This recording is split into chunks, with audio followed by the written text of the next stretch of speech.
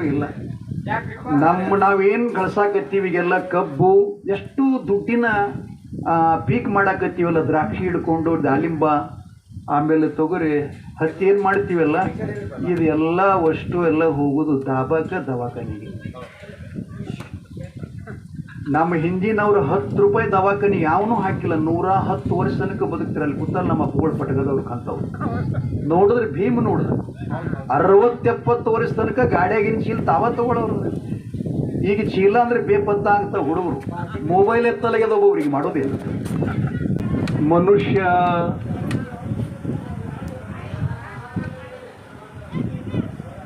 ಮಾತುಗಳಲ್ಲಿ 2 ಪ್ರಕಾರ. ಯಾವ್ಯಾವ್ರಿಪ್ಪ? ಪ್ರಮಾಣದ ಮಾತುಗಳು ಬೇರೆ, ಹೌದು, ಪ್ರಮಾಣ ಇಲ್ಲದ ಮಾತುಗಳು ಬೇರೆ. ಹಾ ಹಾ ಹಾ. ಪ್ರಮಾಣ ಅಂದ್ರೆ ಅದಕ್ಕೆ ಆಧಾರ ಇರಬೇಕು. ಪ್ರಮಾಣಕ್ಕೆ ಆಧಾರ ಇರ್ತದ್ರಿಪ್ಪ. ಸರ್ ಅವ್ರು ಹೇಳಿದ್ರು, ಅವರೆಲ್ಲ ಏನ್ ಹೇಳ್ರಿಪ್ಪ? ಸಂತ ಸಕುಬಾಯಿ ಹಾಡಿನ ಒಳಗ ಹೇಳಿದ್ರು. ಹೌದು, ಸಕುಬಾಯಿ ಅತ್ತೆ ಮನೆಯ ಸೊಸೆಯಳಾಗಿ ನಡಿಲಿಕ್ಕೆ ಬಂದಾಗ ಸುಖ ಅದರೊಳಗೆ ಸಿಗಲಿಲ್ಲಕಿ. ಹೌದು, ಎಲ್ಲಿ? ಗಂಡ ಮನೆಯೊಳಗೆ ಅತ್ತಿ ಮಾವ ಭಾವ ಮೈದುನ ಎಲ್ಲರಿದ್ರೂ ಕೂಡ ಆಕೆಗೆ ಅಲ್ಲಿ ಸುಖ ಅನಿಸ್ಲಿಲ್ಲ. ಗೆಳತಿಯರ ಜೊತೆಯಲ್ಲಿ ಆಕೆ ಕರಾಡದಲ್ಲಿದ್ದಾಗ ಕೃಷ್ಣಾ ನದಿ ನೀರಿಗೆ ಹೋಗ್ತಾ ಇದ್ಲು. ಹೌದು, ಆ ಕಡೆಯಿಂದ ಭಗವಂತನ ಸನ್ನಿಧಾನಕ್ಕೆ ವಾರಿ ಹೊಂಟಿತ್ತು. ಪಾಂಡುರಂಗನ್ ದಿಂಡಿ ಹೊಂಟಿದ್ರಿಪ್ಪ, ದಿಂಡಿ ಹೊರಟಿತ್ತು. ಅವರ ನಾಮ ಸಂಕೀರ್ತನ ಕೇಳಿ ಆಕೆ ಏನ್ ಮಾಡಿದ್ಲು, ಇದು ಎಷ್ಟು ಸಲಾನು ನಾವು ಸಂಸಾರ ಮಾಡಿದ್ರೆ ಇದು ಒಂದು ಸಲ ಬಿಟ್ಟು ಹೋಗುವುದದ. ಹೌದು ಹೌದು ಹೌದು ಹೌದು.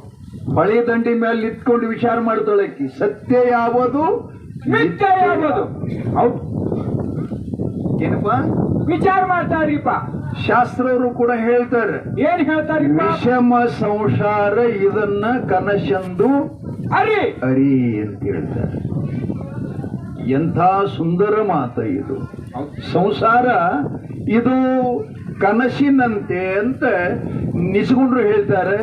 ಈ ಕಡೆ ವಚನ ಸಾಹಿತ್ಯ ಹೇಳ್ತದೆ, ಏನ್ ಹೇಳ್ತಾರೆ? ಸಂಸಾರ ಎಂಬುವುದೊಂದು ಗಾಳಿಯ ಸೊಡರು, ಅದನ್ನೆಚ್ಚಿ ಕೆಡಬೇಡ ಸಿರಿ ಎಂಬುವುದ.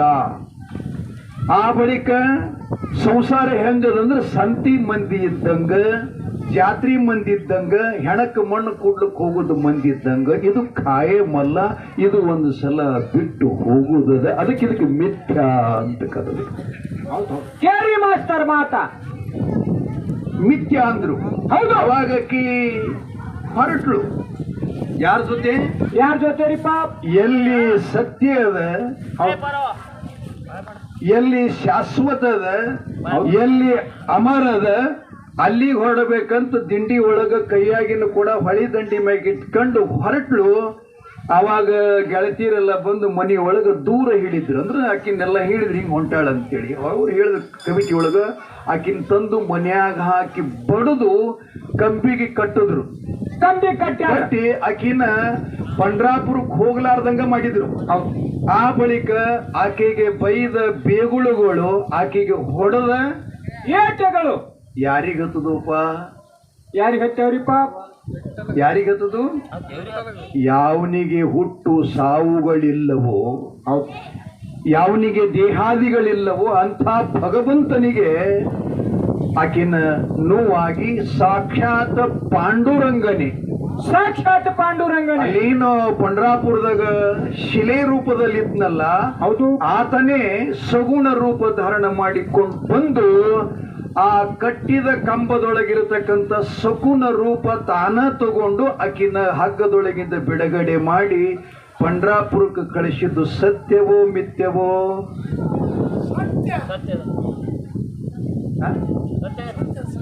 ನಾವು ಚಿಂತನೆ ಮಾಡಬಹುದು. ಈಗ ಅವ್ರ ವಿಷಯ ಕಡಿಮೆ ಮಾಡಬೇಕು, ನಮಗೆ ಹೆಸರು ಮಾಡಬೇಕು ಅಂತ ಅಲ್ಲ. ಈ ಕೆಲಸ ಮಾಡಿದ್ದು ಮಿಥ್ಯ ಮಾಡ್ತೋ ಸತ್ಯ ಮಾಡ್ತೋ?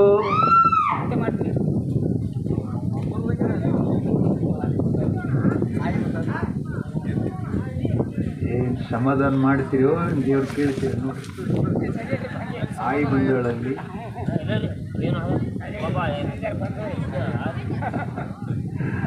ಅದಕ್ಕೆ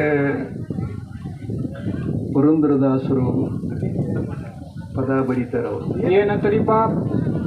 ಕಡಿಕೋಳದ ಮಡಿವಳಪ್ಪ ಪದ ಬರೀತಾರೆ. ಕಡಿಕೊಳ್ಳ ಮಡಿವಾಳಪ್ಪ. ನಗಬೇಕಯ್ಯ ನಡಬೇಕು. ಆಹಾ ಹಾ ಹಾ. ಯಾರಿಗಾಗಿ? ಯಾರಿಗ್ರಿಪ್ಪ? ಮಾತಾಡೋ ಶಬ್ದ ಸ್ವಲ್ಪ ಸೂಕ್ಷ್ಮ ಅದಾರೆ, ಮತ್ತೆ ಬೇಜಾರು ಪಡ್ಕೋಬೇಡಿ. ನಗಬೇಕಯ್ಯ ನಡಬೇಕು ಈ ಶಬ್ದ ಇಟ್ಟ ನಾವು ಪದ್ಯದೊಳಗೆ ಮೊದಲೇ ಬಡ್ಡಿ ಇದು. ಮುಂದೆ ಏನಂತಾನೆ ಪಲ್ಲವಿದೊಳಗ, ಈ ಜಗದ ಜನರು ಮಾಡುವ ಹೇಸಿ ಹಗರಣ ಕಂಡು ನಗಬೇಕ ಎನ್ನ ಅಳಬೇಕು. ಹೌದು ಹೌದು ಹೌದು. ಎಷ್ಟು ಚಲೋದ ಶಬ್ದ. ಮುಂದೆ ಹೇಳ್ತಾನವ, ಆರು ವರ್ಗವ ನಳಿದವರಾರಿಲ್ಲೆಂಬುವರು. ಹೌದು ಅಪ್ಪ ಭಜನಿಯವ್ರಿಗೆ ಹೇಳ್ತೀನಿ ಮಾತು ಮತ್ತೊಬ್ರಿಗೆ ತಿಳಿಯಲ್ಲ. ತಿಳಿತದ್ರಿಪ್ಪ. ಏನಿದು ಅರ್ಥ? ಏನ್ ಹೇಳ್ತಾನೆ ಶಬ್ದವ? ಆರು ವರ್ಗವ ನಳಿದವರಾರಿಲ್ಲೆಂಬುವರು ಆರು ವರ್ಗವ ನಳಿದ ಹಿರಿಯರನ ಶೇರು. 6 3 36 ಎಂದು ಹೇಳುವರು ಘೋರ ನರಕದ ಸಾಗರದೋಳು ಮುಳುಗಿ ಸಾಯುವರು. ಇವರನ್ನು ಕಂಡು ನಗಬೇಕ. ಏನು ತಿಳಿಲಿಲ್ಲ ನೋಡ್ರಿಪ್ಪ ಇದು ಸತ್ಯನ ಹೇಳು. 6 ವರ್ಗ. 6 ವರ್ಗ ಅಂದ್ರೆ ಷಡವೈರಿಗಳು 6 ಬರ್ತಾವ, ಸಂಪತ್ತುನು 6 ಬರ್ತಾವ. ಹೌದು. ಕ್ಷಮಾದಿ ಸಂಪತ್ತುಗಳು ಬರ್ತಾವ ಮತ್ತು ಕಾಮಾದಿ ಷಡ್ವರ್ಗಗಳು ಬರ್ತಾವ. ಆ ಬಳಿಕ 6 ಸ್ಥಳಗಳು ಬರ್ತಾವ. ಭಕ್ತ ಮಹೇಶ ಪ್ರಾಣ ಇದು ವೀರಶೈವ ಸಂಪತ್ತುಗಳು ಬರ್ತಿರ್ತದೆ. ಬಹಳ ದೊಡ್ಡ ಸಬ್ಜೆಕ್ಟ್ ಇದು. ಇರ್ಲಿ, ಅದಕ್ಕೆ 6 ಈಗ ಅತಿರ್ತಾನ. 6 ಅಳದವ ಯಾವನ ಜಗತ್ನಾಗ? ಯಾರಿರ್ತಾರೆ ಕೇಳಿರಿ ನೀವು. 6 ಅದಾವ ಯಾವನವ ಅಂದ್ಕೊಳ್ಳಿ. ಇನ್ನು 6 ಅಳದವನಿಗೆ ಸೇರಂಗಿಲ್ಲ ಜನ. ಆ ಬಳಿಕ ಅವರು ಮತ್ತೆ ಪಂಡಿತರು ಏನ್ ಮಾಡ್ತಾನ? 6 3 36 ಎಂದು ಏನ್ ಹೇಳ್ತಾರಲ್ಲ, ಇಂಥ ಮಿಥ್ಯೆ ಹೇಳುವರೆಲ್ಲ ಘೋರ ನರಕದೋಳು ಸಾಗರದೊಳು ಬಿದ್ದು ಸಾಯುವರು. ನಗ್ಬೇಕ ಏನ್ ಅಳಬೇಕ? ಹೌದು ಹೌದು. ಎಂಥ ಆಶ್ಚರ್ಯ ಸಂಗತಿ. ಆ ಬಳಿಕ ಸರ್ ಅವ್ರು ಇನ್ನೊಂದು ಮಾತು ಹೇಳಿದ್ರು. ಸಂತ ಸಕುಬಾಯಿಗೆ ಪಾಂಡುರಂಗ ರುಕ್ಮಿಣಿ ಹಡದಾರೋ ನವರವ್ವ ಪಡ್ದಾರೋ. ಆಕಿಗೆ ಜನ್ಮ ಕೊಟ್ಟ ತಾಯಿ ತಂದೆಗಳು ಬೇರೆ, ಆಕಿ ಹೇಳುವ ಹೆಸರು ಬೇರೆ. ಹಂಗ ಆಕಿ ಹೇಳಿದ್ಲು, ಪಾಂಡುರಂಗ ರುಕ್ಮಿಣಿ ಇವರು ಹುಟ್ಟವರಲ್ಲ, ಸಾಯವರ ಅಲ್ಲ. ಅದಕ್ಕೆ ಮಾಸ ಮಾಹೇರ ಪಂಡರಿ. ಹೌದು. ಮಾಯರದ ಸಾಡಿ ಒಳಗೆ ನೋಡ್ಬೇಕಾದ್ರೆ ಮಾಸ ಮಾಹೇರ ಪಂಡರಿ. ಯಾಕೆ ಹೇಳ್ತಾಳೆ? ಒಬ್ಬಕ್ಕೆ ಕೇಳಿದ್ಲು ತಂಗಿ, ಈ ಮನೆಗೆ ನಡ್ಯಾಕ ಬಂದು ನೀ 12 ವರ್ಷ ಆತು. ನಿನ್ ತವ್ರ ಮನೆಯವರ ಕಡೆಯಿಂದ ಅಪ್ಪ ಬರ್ಲಿಲ್ಲ, ಅಮ್ಮ ಬರ್ಲಿಲ್ಲ, ಅಣ್ಣ ತಮ್ಮರು ಬರ್ಲಿಲ್ಲ, ಬಂಧು ಬಳಗ ಯಾರು ಬರ್ಲಿಲ್ಲ. ಆದ್ರೆ ನಿಮ್ಮ ಅತ್ತಿ ಮಾವ ಗಂಡ ಕೊಡುವಂತ ಚಿತ್ರ ಹಿಂಸೆ ನೋಡಿದ್ರೆ ನೀನ್ ಏನಾದರೂ ನೇಣು ಹಾಕೊಂಡು ಸಾಯ್ಬೇಕು. ಆದ್ರೆ ನಗನಗತನ ಬದುಕ್ತಿಯಲ್ಲ, ನಿನಗೆ ಯಾರು ಹಿಂದ ಮುಂದೆ ಅದಾರಿಲ್ಲ ತಾಯಿ ತಂದೆ ಅದರಲ್ಲಿ ಕೇಳಿದಾಗ ಕೇಳ್ತಾಳೆ ಮಾಸ ಮಾಹೇರ ಪಂಡರಿ. ಹಾಗೆಂದ್ಲು, ಅಪ್ಪ ನನಗೆ ತವ್ರ ಮನಿ ಅದ, ಅವ್ವಪ್ಪನೂ ಅದರ, ಮತ್ತು ನನ್ನ ಅಣ್ಣ ತಮ್ಮರು ಜ್ಞಾನದೇವ್, ನಾಮದೇವ್, ತುಕಾರಾಮ್, ನಿವೃತ್ತಿ, ಸೋಪಾನ ಇವರೆಲ್ಲ ನನ್ನ ಅಣ್ಣ ತಮ್ಮರ ಹೇಳ್ತಿರ್ತಾರೆ. ಯಾಕೆ ಹೇಳಿದ್ಲು? ಹುಡುಕಿದವ್ರ ಹೆಸರು ಯಾಕೆ ಹೇಳಿಲ್ಲ? ಆಕಿನ ಸ್ವಂತ ಬೆನ್ನಿಲೆ ಹುಟ್ಟಿದಂತ ಅಣ್ಣ ತಮ್ಮರ ಹೆಸರು ಯಾಕೆ ಹೇಳಿಲ್ಲ ಅಂದ್ರೆ ಅವರೆಲ್ಲ ಮಿಥ್ಯದಾರ. ಹೌದು. ಒಂದಿನ ಹೋಗವ್ರದ ಕಡೆಗೆ ಸರ್ ಅವರು ಹೇಳಿದ್ರು ಕೊನೆ ಒಂದು ಪದ್ದೊಳಗ, ಎಲ್ಲಕ್ಕಿಂತಲೂ ಮಿಗಿಲ ಗುರು ಅಂತೆ. ಗುರು ಸತ್ಯಸಾಲಿಗೆ ಹೋಲವ, ಅವ ಮಿಥ್ಯಸಾಲಿಗೆ ಹೋಲವಲ್ಲ. ಮಿಥ್ಯಾ ಸತ್ಯ ಎರಡಕ್ಕರ ಜ್ಞಾನ ನಮಗೆ ಆಗ್ಬೇಕಾಗಿತ್ತು ಅಂದ್ರೆ ಬಹಳ ಕಠಿಣದ. ಅದಕ್ಕೆ ಬಸವಣ್ಣವರೊಂದು ಮಾತು ಹೇಳ್ತಾರೆ, ಕೂಡಲ ಸಂಗಮ ದೇವ ನಿನ್ನ ನಿಲುವು ನಿನ್ನ ಸತ್ಯ ಎಂಥದ್ದು ಅಂತ ಕೇಳಿದ್ರೆ ಕನ್ಯೆಯ ಸ್ನೇಹದಂತೆ. ಆ ಬಳಿಕ ಪುಷ್ಪದೊಳಗಣ ಪರಿಮಳದಂತೆ, ಒಳಗಡಗಿದ ನಿಧಿಯಂತೆ. ಹೂವ ಕಾಣಿಸ್ತದ, ಗಿಡ ಕಾಣಿಸ್ತದ, ಆದ್ರೆ ಹೂವಿನ ಸೌಂದರ್ಯ ಕಾಣಿಸ್ತದ. ವಾಸ ಕಾಣಿಸಲ್ಲ. ಕಾಣಿಸಂಗಿಲ್ರಿಪ್ಪ. ವಾಸ ಇಲ್ಲಂದ್ರೆ ಹೂವಿಗೆ ಬೆಲೆ ಇಲ್ಲ. ಹೌದು. ಆ? ಅಂಥ ಸತ್ಯಕ್ಕೆ ನಿಜಗುಂಡ್ರಂತಾರೆ ಸಂತಾಪೇಕ್ಷ ಸಂಗಮೂಢ. ಯಾವ ಸಂಗಪ? ಸತ್ಸಂಗ. ಸತ್ಸಂಗ ಜೀವನದಲ್ಲಿ ನಾವು ಸತ್ಸಂಗ. ಭಕ್ತ ಕನಕದಾಸ ಹೇಳ್ತಾನ, ಸತ್ಯವಂತರ ಸಂಘ ಇರಲು ತೀರ್ಥಯಾತಕ್ಕೆ. ಎಂಥ ಪ್ರಶ್ನೆ ನೋಡ್ರಿ ಈ ಪದ್ಯದೊಳಗ. ಸತ್ಯವಂತರ, ಯಾವ ಸತ್ಯವನ್ನ ಅನ್ವೇಷಣೆ ಮಾಡಿಕೊಂಡು ಅವಲೋಕನ ಮಾಡಿಕೊಂಡಿದ್ದಾನೆ, ಸತ್ಯವನ್ನು ಅರ್ಥನಲ್ಲ ಅಂಥವ್ರ ಸಂಗೀತ ಒಳಕ ಯಾ ನದಿಯಾಗ ಮುಣಿಗೆರೆ ಮಾಡಾವೇನಿ. ಹೌದು, ಮಲದೋಷ ಹೋಗ್ಬೇಕಲ್ಲಪ್ಪ. ಶರೀರಕ್ಕೆ ಹತ್ತಿರತಕ್ಕಂಥ ಹೊಲಸು ಹೋಗ್ತದ, ಮನಸ್ಸಿಗೆ ಹತ್ತದ ಹೊಲಸು ಹೋಗ್ಬೇಕಾಗಿತ್ತು ಅಂದ್ರೆ ಅವ ಹೇಳ್ತಾನೆ, ಸತ್ಯವಂತರ ಸಂಘ ಇರಲು ತೀರ್ಥಯಾತಕ್ಕೆ, ನಿತ್ಯ ಜ್ಞಾನಿ ಆದ ಮೇಲೆ ಚಿಂತೆ ಯಾತಕಪ್ಪ. ಜ್ಞಾನ ಸುಮ್ಮನೆ ಬರ್ತದೇನಪ್ಪ? ಇಲ್ಲ. ಪುರಂದರದಾಸರು ಹೇಳ್ತಾರೆ, ಸುಮ್ಮನೆ ಬರುವುದು ಮುಕ್ತಿ. ಅವರ ಪದ್ಯದಲ್ಲಿ ಹೇಳ್ತಾನೆ ಅವ, ಅಚ್ಯುತನನ. ಅಚ್ಯುತನ ಅಂದ್ರೆ ಏನಪ್ಪ? ಅಚ್ಯುತನ ಅಂದ್ರೆ ಏನು? ಚ್ಯುತೆ ಇಲ್ಲದವ. ಅಚ್ಯುತ ಅಂತ ಪರಮಾತ್ಮ ಕೃಷ್ಣಗೆ ಹೆಸರದ, ಹರಿಗೆ ನಾರಾಯಣಗೆ ಹೆಸರದ. ಅಚ್ಯುತ ಅಂದ್ರೆ ಯಾರು? ಯಾವನಿಗೆ ಚ್ಯುತೆ ಇಲ್ಲವೋ, ಯಾವನಿಗೆ ನಿಂದಿ ಇಲ್ಲವೋ, ಯಾವನಿಗೆ ಕಲಂಕ ಇಲ್ಲಲ್ಲ, ಅವ ಅಚ್ಯುತ. ಅಚ್ಯುತ ಚ್ಯುತ ಬೇರೆ, ಅಚ್ಯುತ ಬೇರೆ. ಅಚ್ಯುತನನ ಮೆಚ್ಚಿ ಭಜಿಸುವ ತನಕ. ಹೌದು, ಮೆಚ್ಚಿಸ್ಬೇಕಲ್ಲ, ಭಗವಂತನ ಮೆಚ್ಚಿಸ್ಬೇಕಲ್ಲ. ಗುಡ್ಡಾಪುರ ದಾನಮ್ಮ ಕಲ್ಲಿನ ಬಸವಣದ ಕಬ್ಬು ತಿನ್ನಿಸಿದ್ಲು, ಕೋಳೂರು ಕೊಡಗುಸು ಹಾಲು ಕುಡಿಸ್ತು. ಅದಕ್ಕೆ ಆರತಿ ಪದಗಳು ನಮ್ಮ ಭಜನಿಯವರು ಹಾಡ್ತಾರೆ. ಏನತ್ರಿಪ್ಪ? ಹಾಡ್ತಾರೆ ಅವರು, ಕರ್ಪೂರ ಆರುತಿ ಬೆಳಗಿರೆ ಕಾರುಣ್ಯ ಮೃಡಹರ ದೇವಗೆ. ಶಬ್ದ ನೆನಪಿಟ್ಕೊಳ್ಳಿ. ಅಂದ್ರೇನು? ಆ ಹಾಡಿನ ಅರ್ಥ ತಿಳಿಲಿಲ್ಲಂದ್ರೆ ಶಬ್ದಾರ್ಥ ಗೊತ್ತಾಗಲ್ಲ. ಶಬ್ದ ಯಾವ ತಿಳಿತಾನ ಅವನೇ ಚೆನ್ನಾಗಿ ಪದ್ಯ ಹಾಡ್ತಿರ್ತಾನೆ, ತೆರೆಗಿರ್ಬೇಕಿದೆಲ್ಲ ನಾನು ಹಿಡ್ಕೊಂಡು ಹೇಳ್ತೀನಿ. ನಾನು ನಿಮ್ಮನ್ನ ತಪ್ಪ ಹೇಳಲ್ಲ. ನೀಲಕಂದರ, ಹೌದಲ್ಲ ಪದ? ಹೌದು. ನಿಗಮ ಗೋಚರ ಯಾವಪ್ಪವ? ಬಾಲಚಂದ್ರ ಭರಣಗೆ. ನೀಲಕಂದರ ಅಂದ್ರೆ ನೀಲಿ ವರ್ಣದ ಕಂಠವುಳ್ಳ ಆ ಶಿವನು. ಇನ್ನ ನಿಗಮ ಗೋಚರ ಅಂದ್ರೆ ಅಗಮ ನಿಗಮಾದಿಗಳಿಗೆ ನೆಲಕಲಾರದವ, ಅಗೋಚರ, ಅಪ್ರತಿಮ. ಅದನ್ನ ಬಸವಣ್ಣವ್ರು ಹೇಳಿದ್ರು. ಏನ್ ಹೇಳಿದ್ರಪ್ಪ?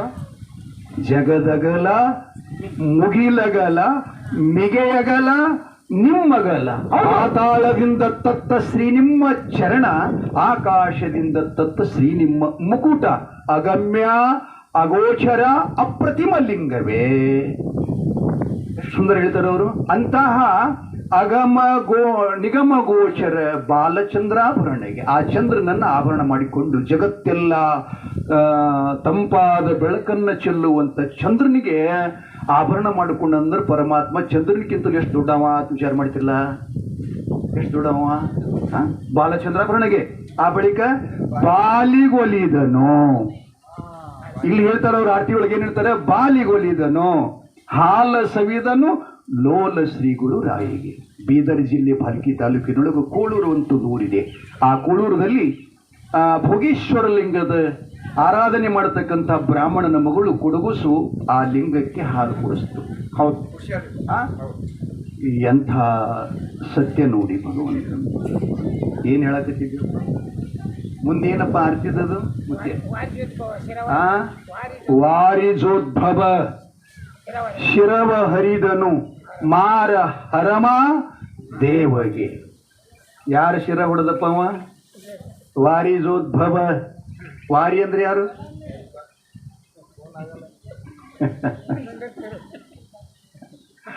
ತನ್ನ ಧರ್ಮಪತ್ನಿಯಾಗಿರ್ತಕ್ಕಂಥ ಪಾರ್ವತಿ ಸ್ನಾನ ಮಾಡಾಗಿ ಏನು ಮೈ ಮ್ಯಾಗಿನ ಮಣ್ಣು ತಗೊಂಡು ಗಣಪತಿ ಮಾಡಿದ್ಲಲ್ಲ, ಅವನ್ನ ಹೊಡೆದಾನವ. ವಾರಿಜೋದ್ಭವ ಶಿರವ ಹರಿದನು ಮಾರಹರ ಮಾದೇವಗೆ. ಶಿರ ಹೊಡೆದವ. ಘೋರ ದುರಿತವ, ಘೋರ ದುರಿತವ. ಜಗತ್ತಿನೊಳಗ ಯಾರಿಗೆ ಮಿಕ್ಕಿದ್ದಿರ್ತದಲ್ಲ ಅದನ್ನು ನಾಶ ಮಾಡ್ತಕ್ಕಂಥವ ಯಾರೋ? ಅವನು ಶಿವನು. ಅವನೇ ಸತ್ಯಂ ಶಿವಂ ಸುಂದರಂ. ಎಂಥ ಮಾತಪ್ಪ. ಆ ಬಳಿಕ ಮುಂದೇನಪ್ಪ? ಏನಾತದು? ವಾರಿಜೋದ್ಭವ ಶಿರವ ಹರಿದನು ಮಾರಹರ ಮಾದೇವಗೆ ಘೋರ ದುರಿತವ ದೂರ ಮಾಡುವ ಶೂರ ಷಣ್ಮುಖ ನಯನಗೆ. 3 ಮಂದಿ ರಾಕ್ಷಸರನ್ನ ಅವ ಷಣ್ಮುಖನೇ ಸಂಹಾರ ಮಾಡಿ ಬ್ರಹ್ಮಚಾರಿದ ಸನ್ಯಾಸಿ ಇರಲಿ. ಇತಿಹಾಸಕ್ಕೆ ಮತ್ತು ಶಾಸ್ತ್ರಕ್ಕೆ ಸ್ವಲ್ಪ ಡಿಫರೆನ್ಸ್, ಪೌರಾಣಕ್ಕೆ ಮತ್ತು ಶಾಸ್ತ್ರಕ್ಕೆ ಸ್ವಲ್ಪ ಡಿಫರೆನ್ಸ್ ಅದ, ವ್ಯತ್ಯಾಸ ಅದ. ಶಾಸ್ತ್ರ ಇದ್ದದ್ದು ಹೇಳ್ತದ, ಪುರಾಣ ಕಾಲ್ಪನಿಕ ಮಾಡಿ ಹೇಳ್ತದ. ಸ್ವಲ್ಪ ತಲೆಯೊಳಗಿರಲಿ. ಆ ನಂತರ ಶರಣು ಜನಕ್ಕೆ ಅಂದ್ರೆ ಯಾರು ಅವನಲ್ಲಿ ಶರಣಾಗತರಾಗುತ್ತಾರೋ, ಯಾರು ಶರಣ ಸ್ಥಳದಲ್ಲಿ ಇದಾರೋ, 6 ಸ್ಥಳಗಳ ಪೈಕಿ ಒಂದು ಸ್ಥಳದ ಶರಣ ಸ್ಥಳ. ಆ ಸ್ಥಳವನ್ನು ಯಾವ ಅರ್ಥನಲ್ಲ, ಆ ಜನಗಳಿಗೆ ವರ. ಅವ್ರೇನು ಇಚ್ಛಾ ಮಾಡ್ತಾರೆ, ಶಿವ ಸಾಯುಜ್ಯ ಬೇಡಲಿ, ಮುಕ್ತಿ ಬೇಡಲಿ, ಭೋಗ ಬೇಡಲಿ, ಭಾಗ್ಯ ಬೇಡಲಿ, ಅವ್ರ ಇಚ್ಛಾ ಅದ ಆಯ್ಕೆ ಮಾಡಿಕೊಳ್ಳುದು. ಅದನ್ನು ಕೊಡತಕ್ಕಂಥವ ಶರಣು ಜನಕ್ಕೆ ವರವನ್ನಿತ್ತ ಪರಮ ಪಾರ್ವತಿ. ಪರಮ ಅಂದ್ರೆ ಯಾವಾಗಲೂ ಇದ್ದಾವ ಇರಾವ, ಏನ್ಪ ಅವ ಎಂದೂ ಹೋಗಲ್ಲ ಬರಲ್ಲ. ಅದು ಬರ್ಲಿಕ್ಕೆ ಹೋಗ್ಲಿಕ್ಕೂ ಇಲ್ಲ, ಬರ್ತಿತ್ತು ಹೋತಿತ್ತು ಅಂದ್ರೆ ಅದಕ್ಕೆ ದೇವರು ನಂಗಿಲ್ಲ, ಬರುವುದಿಲ್ಲ. ಯಾಕೆ? ಅದು ವ್ಯಾಪಕ. ಅಕ್ಕಮಾದೆ ಒಂದು ಮಾತು ಹೇಳ್ತಾಳೆ, ತಿಳ್ಕೋರಿ ಸತ್ಯ ವಸ್ತುವಿದ್ದು. ಆಕೆ ಹುಟ್ಟಿದ್ದು ಉಡತಡಿ ಶಿವಮೊಗ್ಗ ಜಿಲ್ಲಾ. ಅವ್ರ ತಾಯಿ ತಂದೆ ಹೆಸರು ಸುಂದರದ. ಅವ್ರ ತಾಯಿ ಹೆಸರ ಏನದು ಪಟಕ ಮಸ್ತ. ತಲೆ ಎಲ್ಲ ಖಾಲಿಯಾಗೋ ಮಗನ ಮೊಬೈಲ್ದಾಗೆಲ್ಲ ಹಾಕಿರಿ.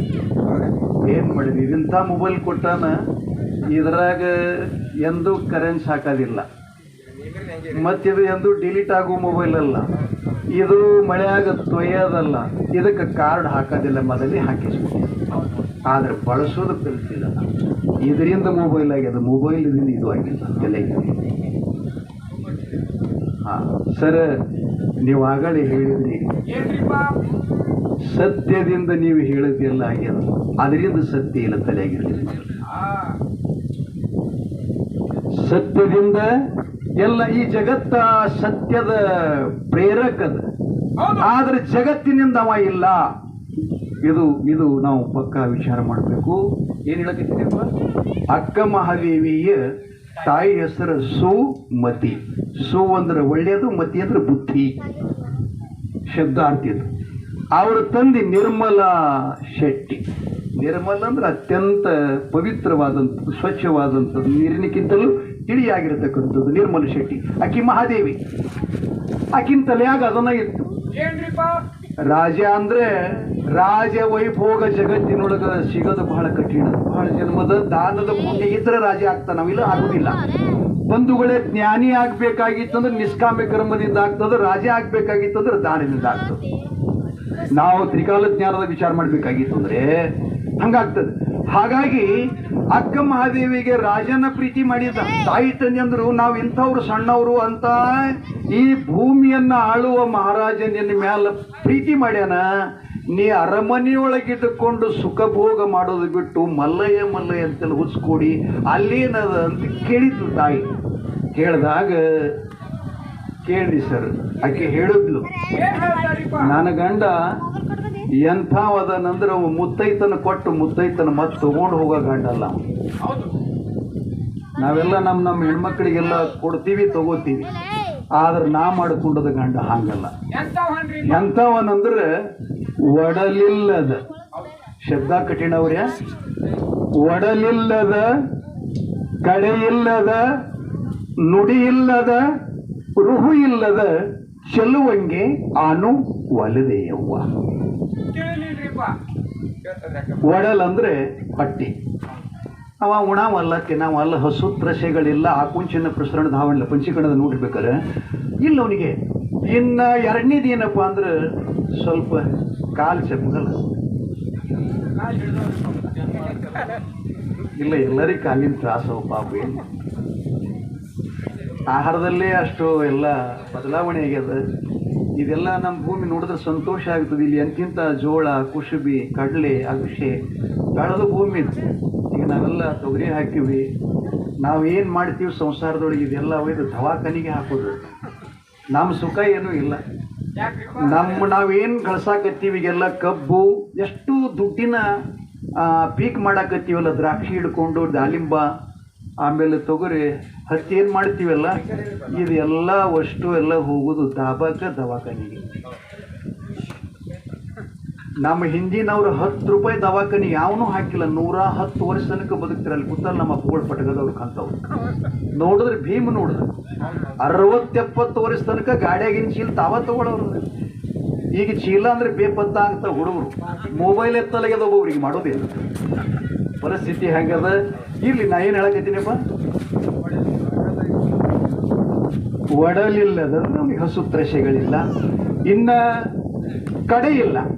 ಕಡೆ ಅಂದ್ರೆ ಏನಪ್ಪಾ, ನಮ್ಮದ ಗದ ಈಗ ಅವ್ರು ಅಗಳ ಹಿಡಿದ್ರು ಈ ಭೂಮಿ ಎಷ್ಟೋ ಮಂದಿ ಸತ್ತು ಹೋಗ್ಯಾರ, ಎಲ್ಲ ಅದ ಇನ್ನ ಹಂಗ ಐತಿ ಅಂತ ಹೇಳ್ತಾರೆ. ಇದನ್ನು ಒಂದಿನ ಹೋಗೋದ ತಲೆಗಿರ್ಲಿ. ಬೆಕ್ಕಿನ ವಿಷ ಬ್ಯಾರೆ, ನಾಯಿಯ ವಿಷ ಬ್ಯಾರೆ, ಹಂದಿಯ ವಿಷ ಬ್ಯಾರೆ, ಕತ್ತಿಯ ವಿಷ ಬ್ಯಾರೆ, ಹದ್ದಿನ ವಿಷ ಬ್ಯಾರೆ, ಮನುಷ್ಯನ ವಿಷ ಬ್ಯಾರೆ. ಹಿಂಗೆಲ್ಲ ಒಂದೊಂದು ಪದ್ಧತಿ ಮಾಡ್ಯಾನ, ನಾವು ಸಂವಿಧಾನ ಮಾಡ್ಯಾನ ಪರಮಾತ್ಮ. ಆದ್ರೂ ಇದು ತೋರೋದೇನದ ಒಂದ್ಸಲ ಹೋಗೋದ ತಲೆಗಿಡ್ಕೋಬೇಕಿದೆ, ಹೋಗ್ತದ. ಆಕೆ ಹೇಳಿದ್ಲು ಏನಂದ್ಲು, ಕಡೆ ಇಲ್ಲದ ಆರಂಭನೂ ಇಲ್ಲ, ಮುಂದ ಮುಕ್ತನೂ ಇಲ್ಲ. ಯಾರವ? ನನ್ನ ಗಂಡ. ಉಣಾವಲ್ಲ, ತಿನ್ನಾವಲ್ಲ, ಖಾರ ಉಪ್ಪ ನೋಡವಲ್ಲ, ಅಂಥವಲ್ಲ, ಮತ್ತು ಅವನಿಗೆ ಆರಂಭನೂ ಇಲ್ಲ, ಮುಕ್ತಿನೂ ಇಲ್ಲ, ಇನ್ನು ಕೊನೆಗೆ ನುಡಿ ಇಲ್ಲ. ಈಗ ನಾ ಮಾತಾಡಕತ್ತೀನಿ, ಈ ಮಾತಾಡಬೇಕಾಯ್ತಂದ್ರೆ ಇದಕ್ಕೊಂದು ಕೆಲವು ಸಾಮಾನುಗಳು ಇದ್ರಾಗ, ಆ ಸಾಮಾನು ಇಲ್ಲದ್ರೆ ನಮ್ಮ ನುಡಿ ಬಂದಾಗ್ತದೆ. ಅವ ಈ ಶಬ್ದಕ್ಕೆ ಪ್ರೇರಕ. ಅವ ಎಂಥ ಮಾತು ಕೇಳಿದ್ರೆ, ಶಬ್ದಕ್ಕೆ ನೆಲಕಲಾರದ ನಿಶಬ್ದ ಬ್ರಹ್ಮ. ಮಾದೇವಿ ಹೇಳಿದ್ಲು, ಅಮ್ಮ ನನ್ನ ಗಂಡ ಶಬ್ದಕ್ಕೆ ಸಾಲದವ, ನಿಶಬ್ದ ಬ್ರಹ್ಮ. ಆ ಬಳಿಕ ಈ ರಾಜನಂಗ ಅವನಿಗೆ ರೂಪಿಲ್ಲ, ಈ ರಾಜನಂಗ ಅವ ಉಡವ ತೊಡಮಲ್ಲ. ಅವ ಯಾರು ಅಂದ್ರೆ ರೂಹು ಇಲ್ಲದ ರೂಪಿಲ್ಲದ ಚಲುವಂಗೆ ಮಲ್ಲಿಕಾರ್ಜುನ ಸ್ವಾಮಿ ಹೆಂಗದಾನ, ಹಂಗದಾನ, ಸತ್ಯದಾನ. ಅದಕ್ಕಾಗಿ ಅವನ್ ಮಾಡಿಕೊಂಡು ಬಳಕ ನನಗೆಂದು ರಂಡಿತನ ಇಲ್ಲ, ನಾ ವಿಧವೆ ಆಗಲ್ಲ, ನನ್ನ ಬಳಿ ಯಾರು ಹೊಡ್ಯಕ್ಕಾಗಲ್ಲ. ಅದಕ್ಕೆ ಭಜನೆಗೆ ಹಾಡ್ತಾರೆ, ಗಂಡನ ಮಾಡಿಕೊಂಡೆ ಮುಪ್ಪಾಗದಂಥ ಮುತ್ತೈತನವ ಗಂಟೆ, ಗಂಡ ನಿಲ್ಲದಕ್ಕಿಂತ ಮೊದಲು ರಂಡಿ ಹಂಗ ತಿರುಗುತ್ತಿದ್ದೆ, ಗಂಡ ಬಂದು ಎನ್ನ ಕೊರಳಿಗೆ ದುಂಡು ಮಾಲೆ ಧರಿಸಿ ಬಿಟ್ಟ, ಎಲ್ಲಿಗೆ ಹೋಗದಂತೆ ಮಾಡಿಬಿಟ್ಟ, ನನ್ನ ಕಾಲು ಮುರಿದು ಬಿಟ್ಟ, ಗಂಡನ ಮಾಡಿಕೊಂಡೆ. ಎಂಥ ಸುಂದರ ಮಾತುಗಳು. ಇದು ಸತ್ಯ, ಇದು ಸತ್ಯ. ನೋಡಬೇಕು ಒಂದಿಷ್ಟು ಸತ್ಯ. ಸುಖ ಕಾಣೋದು ಎದರಾಗದ, ಮಿಥ್ಯದಗೆ ಅದ. ಕಬ್ಬಿನ ಗಣಿ ಇಲ್ಲ, ಹಿಪ್ಪಿ ಇಲ್ಲ, ತಪ್ಪಲಿಲ್ಲ ಅಂದ್ರೆ ರುಚಿ ಸವಿ ಬರಲ್ಲ. ರುಚಿ ಇಲ್ಲ ಅಂದ್ರೆ ಕಬ್ಬಿಗೆ ಬೆಲೆ ಇಲ್ಲ. ಸತ್ಯ ಹಿಂಗದ. ಅದಕ್ಕೆ ನಮ್ಮ ಹುಡುಗ ಹೇಳ್ದ ಒಂದು ಮಾತು ಪದ್ದೊಳಗೆ, ಏನಂದವ, ಮನಿಯಾಗ ಒಬ್ಬ ಇರಬೇಕು ದಾನಿ. ಇವ ಮನ್ಯಾಗಿರ್ಬೇಕು, ಇನ್ನು ಓಣ್ಯಾಗ ಯಾವ ಇರಬೇಕಪ್ಪ ಅಂದ್ರೆ ಜ್ಞಾನಿ ಇರಬೇಕು. ಇನ್ನು ಇಡೀ ಊರ್ದು ಏನು ಲಂಪಟ್ಟಿರ್ತದಲ್ಲ, ಏನು ಕಂಟಕಿರ್ತದಲ್ಲ, ಅದನ್ನ ಪರಿಪೂರ್ಣವಾಗಿ ನೀಗಿಸ್ಕೊಂಡು ಹೋಗ್ಬೇಕಾದ್ರೆ ಊರಾಗಿರ್ಬೇಕು ಸತ್ಯ ಸಂಘದ ಸ್ವರಣಿ. ನಿತ್ಯ ಸಂಘದ ಸ್ಮರಣೆ ಅಂದ್ರೆ ಏನಪ್ಪ? ಅಲ್ಲಿಲ್ಲ, ಸತ್ಯ ಸಂಘದ ಸ್ಮರಣೆ. ಎಲ್ಲಿ ಸತ್ಸಂಗದ ಅಲ್ಲಿ ಯಾವುದಿಲ್ಲ, ಸದಾ ಆನಂದ. ಅದಕ್ಕೆ ಅವ್ರು ಹೇಳಿದ್ದಾರೆ, ಬ್ರಹ್ಮಾನಂದಂ ಪರಮ ಸುಖದಂ. ಏನಪ್ಪ? ಪರಮ ಸುಖ. ಈಗ ನಮ್ಮ ಸುಖ ಆಗ್ಯದ, ಈಗ ಹೆಂಡತಿದಿಂದ ಸುಖ ಆಗ್ಯದ, ಮಕ್ಕಳಿಂದ ಸುಖ ಆಗ್ಯದ, ರಾಜ್ಯದಿಂದ ಸುಖ ಆಗ್ಯದ, ಅನ್ನದಿಂದ ಸುಖ ಆಗ್ಯದ. ಆದರೆ ಇದು ಇಹ ಸುಖ. ಸುಖದಲ್ಲಿ ಪ್ರಕಾರಗಳು 3. ಇದು ಇಹ ಸುಖ. ಇನ್ ಪರ ಸುಖ ಅಂದ್ರೆ ಏನಪ್ಪಾ ಅಂದ್ರೆ ಈಗ ಹೇಳ್ದಲ್ಲ, ಅವ ಮನಿಯಾಗೊಬ್ಬ ಇರಬೇಕು ದಾನಿ. ಯಾವ ದಾನ ಮಾಡ್ತಾನ ಅವ ಮುಂದಿನ ಸೋಪಾನದಲ್ಲಿ ಅವನಿಗೆ ಪುಣ್ಯ ಸಿಗ್ತದೆ. ಆ ಬಳಿಕ ಅನ್ನದಾನ, ಭೂದಾನ, ಗೋದಾನ, ಸಂಪತ್ತು, ಸುವರ್ಣ ದಾನ ಮಾಡಿದ್ದವ್ರದೆಲ್ಲ ಒಂದ್ಸಲ ಪುಣ್ಯ ಕ್ಷಯ ಆಗ್ತದ, ತೀರ್ತದ. ಅದಕ್ಕೆ ಕ್ಷಣೇ ಪುಣ್ಯ ಮರ್ತ್ಯ ಲೋಕೆ ವಿಶಂತಿ ಅಂತ ಕರೆದ. ಪುಣ್ಯ ಹೋಗ್ತದ. ಆ ಬಳಿಕ ದಾನದಿಂದ ಆ ಸುಖ, ಈ ಸುಖ ಹೆಂಡತಿ ಮಕ್ಕಳಿಂದ, ಇನ್ನ ಇಹ ಸುಖ ಪರಸುಖ, ಕೊನೆಗೆ ಪರತರ ಸುಖ. ಪರತರ ಸುಖ ಸಿಗಬೇಕಾಗಿತ್ತು ಅಂದ್ರೆ ನಾವು ಸತ್ಸಂಗ ಮಾಡಬೇಕಾಗ್ತದೆ. ಮೂಲ್ಯದ ಬಂಧುಗಳೇ, ಸತ್ಸಂಗದಿಂದ ಇಡೀ ವಿಶ್ವವೆಲ್ಲ ತಿರುಗುತ್ತದೆ. ಆದರೆ ವಿಶ್ವದಿಂದ ಸತ್ಯ ಇರಲ್ಲ, ಇದು ತಲೆ ಒಳಗೆ ನಾವೆಲ್ಲರೂ ಪಕ್ಕ ಅದನ್ನ ನೆನಪು ಮಾಡಿಕೊಂಡು ಆದಷ್ಟು ಮಟ್ಟಿಗೆ ನಾವು ನೀವು ಹಿಡ್ಕೊಂಡನ ಸತ್ಯದ ಕಡೆ ನಾವು ಗಮನ ಮಾಡಬೇಕು, ಸತ್ಯದ ಕಡೆ ನಾವು ಹರಿತಾ ಇರಬೇಕು. ಸತ್ಯದ ಸಂಘ ನಾವು ಸದಾ ಮಾಡಿದೀವಿ ಅಂತಂದ್ರೆ ನಮ್ಮ ಜೀವನ ಸುಖ ಆಗ್ತದೆ, ಆರೋಗ್ಯನೂ ಚಲೋ ಇರ್ತದೆ. ಆರೋಗ್ಯನೂ ಚಲೋ ಇರಬೇಕಾಗಿತ್ತಂದ್ರೆ ಮೊದಲು ನಮ್ಮ ತಲೆ ಚಲೋ ಇರಬೇಕು. ತಲೆ ಮೊದಲು ಚಲೋ ಇರಬೇಕಾಗಿತ್ತಂದ್ರೆ ಮನಸ್ಸು ಚಲೋ ಬೇಕು. ಮನಸ್ಸು ಚಲೋ ಬೇಕಾಗಿತ್ತು ಅಂದ್ರೆ ನಮ್ಮ ಸಂಘ ಚಲೋ ಬೇಕಾಗ್ತದೆ. ಅದಕ್ಕೆ ಮಡಿ ಒಳಗೆ ಹೇಳ್ತಾನೆ, ಕುದುರೆ ನೆಲೆಯ ಹತ್ತಿಲಪ್ಪ ಮಮ್ಮಡ್ಡಿಯ. ಕುದುರೆ ಅಂದ್ರೆ ಏನದು? ಹತ್ತು ಕುದುರೆ ಅಲ್ಲ, ಇದು ಒಳಗಿನ ಕುದುರೆ, ಇದು ಮನಸ್ಸು.